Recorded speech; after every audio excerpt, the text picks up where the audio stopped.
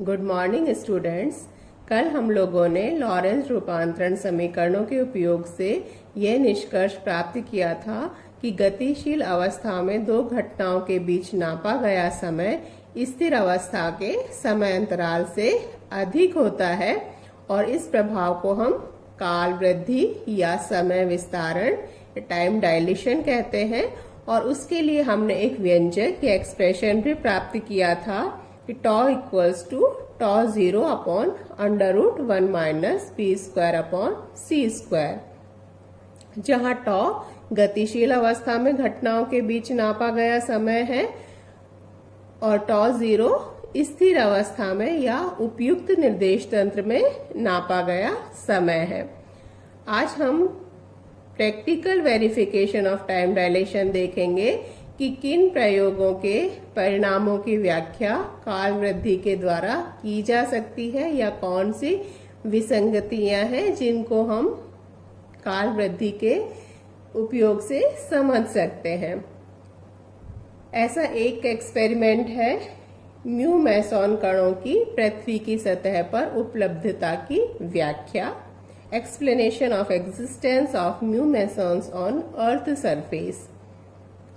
तो mu meson जो कण हैं वो अस्थायी कण होते हैं और ये आकाशीय किरणें या कॉस्मिक रेज जब पृथ्वी के वायुमंडल में प्रवेश करती हैं तो जो परमाणुए नाभिक उपस्थित होते हैं वायुमंडल में उनसे टकराने के कारण वेग बहुत अधिक होता है इनका, तो उनसे टकराने के बाद इनकी उत्पत्ति होती है और ऐसा पृथ्वी की सतह से 6 से 7 किलोमीटर की दूरी पर होता है।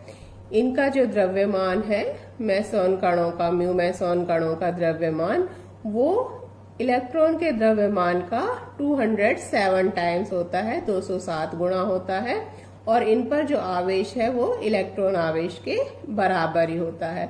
इनका एवरेज लाइफ टाइम या माध्य आयु काल 2.2 इंटू 10⁻⁻⁶ सेकेंड होता है, बहुत छोटा है। यानी इतने से समय के बाद ये कण विघटित हो जाते हैं, डिके हो जाता है इनका, और इनका जो डिके होता है वो न्यूट्रिनो, एंटी न्यूट्रिनो और पॉजिट्रॉन में होता है। तो म्यू मैसॉन दोनों प्रकार के होते हैं, पॉजिटिव भी होते हैं और नेगेटिव भी होते हैं। तो पॉजिटिव है वो पॉजिट्रॉन में जाएगा, नेगेटिव होगा वो इलेक्ट्रॉन में हो जाएगा। तो positron plus neutrino plus anti neutrino, ऐसा 2.2 इंटू 10⁻⁻⁶ सेकेंड के बाद हो जाता है। इनका वेग लगभग प्रकाश के वेग के बराबर होता है, 0.998 सी यहाँ पर निर्वात में प्रकाश का वेग है जो 3 इंटू 10⁸ मीटर पर सेकेंड होता है।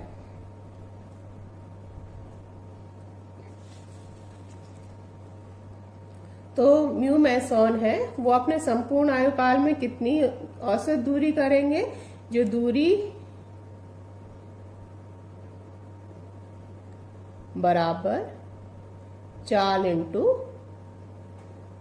समय से, यही फॉर्मूला यही लगाते हुए हम, तो इनकी जो चाल है वो 0.998 सी है और समय अपने संपूर्ण आयु काल में जो इनका माध्य औसत काल है, औसत आयु काल है वो है 2.2 इंटू 10⁻⁻⁶ इतने मीटर। वैल्यू सी की 3 इंटू 10⁸, इसको लगभग 1 मानते हुए 3 इंटू 10⁸ इंटू 2.2 इंटू 10⁻⁻⁶ मीटर, तो ये लगभग आ जाएगा 6.6 इंटू 10⁻²। यहाँ 10⁻⁻6 है, यहाँ 10⁻+8 है, तो 8 - 6 10⁻² और 660 मीटर, यानी लगभग 660 मीटर दूरी तय करने के बाद ये विघटित हो जाने चाहिए। वही जो पॉजिट्रॉन, न्यूट्रिनो और एंटी न्यूट्रिनो में, यानी केवल कितनी दूरी तय कर सकते हैं ये अपने संपूर्ण आयु काल में 660 मीटर की दूरी, और लगभग 6-7 किलोमीटर ऊपर पैदा होते हैं, उत्पन्न होते हैं, तो उससे 660 मीटर की दूरी तय करते ही इनको विकटित हो जाना चाहिए, और यानी 6 किलोमीटर की दूरी तय करके ये पृथ्वी की सतह पर नहीं पहुंच सकते। लेकिन वास्तव में पृथ्वी की सतह पर ये प्रचुर मात्रा में पाए जाते हैं, इनकी संख्या बहुत अधिक होती है। तो अभी अगर हम उसी हिसाब से देखें तब तो केवल 660 मीटर दूरी 6 किलोमीटर यानी लगभग 5 किलोमीटर नीचे और तो ये आ ही नहीं सकते थे, लेकिन उसके बाद भी ये पृथ्वी की सतह पर बहुत बड़ी संख्या में पाए जाते हैं। तो ये कॉन्ट्राडिक्टरी है एक दूसरे के कि इनको तो नष्ट हो जाना चाहिए था 660 मीटर पर ही, तो उसके बाद ये पृथ्वी की सतह पर कैसे पहुंच रहे हैं, इस विसंगति की व्याख्या हम काल विस्तारण या काल वृद्धि से कर सकते हैं। वास्तव में जो हमने लिखा है इसका औसत आयुकाल 2.2 इंटू 10⁻⁻6 मीटर, ये कब है, जबकि वो प्रेक्षक के सापेक्ष स्थिर अवस्था में है, यानी इनके खुद के रेफरेंस फ्रेम में उपयुक्त निर्देश तंत्र में, जबकि ये स्थिर अवस्था में होंगे, उस अवस्था में इनका औसत आयुकाल 2.2 इंटू 10⁻⁻6 सेकेंड है। लेकिन ये स्थिर तो है नहीं, ये तो लगभग प्रकाश के वेग से गति कर रहे हैं, तो इनका जो औसत आयुकाल है वो भी क्या हो जाएगा, उसमें वृद्धि हो जाएगी। काल विस्तारण के प्रयोग जो हमने एक्सप्रेशन निकाला था उसी का यूज करते हुए कि τ इक्वल्स टू τ0/1 - v²/c², इसी में हम यूज करेंगे। τ0 क्या था, इसके उपयुक्त निर्देश तंत्र में, यानी जब स्थिर अवस्था में, तो वो 2.2 इंटू 10⁻⁻6, v क्या है 0.998 c, तो ये वैल्यूज हम इसमें पुट कर देंगे। तो τ0 v इक्वल्स टू 0.998 c या v/c की वैल्यू हो गई 0.998 c। तो τ इक्वल्स टू τ0/1 - v²/c² के अंडर रूट में पुट करने पर 2.2 इंटू 10⁻⁻6 अपॉन अंडर रूट 1 - 0.998 का स्क्वायर। अब 1 भी 1 का ही स्क्वायर होता है, तो हमने फॉर्मूला लगा दिया है कि a² माइनस b² होता है a plus b into a minus b। तो वही यूज करते हुए तो 1 प्लस 0.998 और 1 माइनस 0.998, बाकी चीजें एज सच है। तो ये हो गया लगभग, अप्रोक्सीमेट ही निकाल लेते हैं हम, लगभग 2 के बराबर हो गया। ये 0.002 और 0.004 आएगा, ये 0.004, इसको लिख सकते हैं 0.04 इंटू 0.1। 0.04 किसका स्क्वायर है, 4 2 का स्क्वायर है, 0.04 है तो 0.2 का स्क्वायर, ये 0.1 हो गया 1/10, इसको ऊपर ले जाते हैं तो अंडर रूट 10/0.2 का स्क्वायर का अंडर रूट करेंगे तो 0.2, और 2.2 इंटू 10⁻⁻6 पहले से है। थोड़ा सा और सॉल्व कर लेते हैं, ये हो जाएगा, इसे डिवाइड कर देंगे तो 11 इंटू अंडर रूट 10 का स्क्वायर होता है लगभग 3.13। ये हमने इसी फॉर्म में इसलिए लिखा है कि 2 का 3 का ये स्क्वायर हमको याद रहते हैं, नहीं तो आप इसको निकाल सकते हैं आराम से। तो लगभग इसको सॉल्व करेंगे तो τ का मान 35.2 इंटू 10⁻⁻6 आ जाएगा।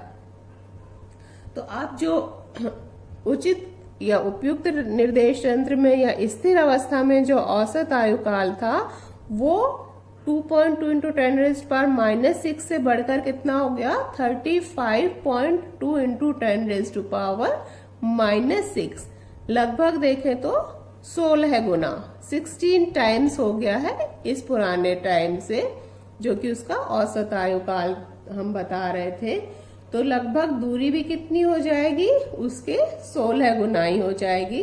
तो अब हम देखें तय की गई दूरी, तो वही फॉर्मूले से अब जो समय है वो 35.2 इंटू 10⁻⁻6 इंटू 0.998 इंटू 3 इंटू 10⁸8 और लगभग सॉल्व करेंगे तो ये जो दूरी है ये 10.5 लगभग 11 किलोमीटर के करीब आएगी, यानी 10 किलोमीटर से अधिक आ रही है।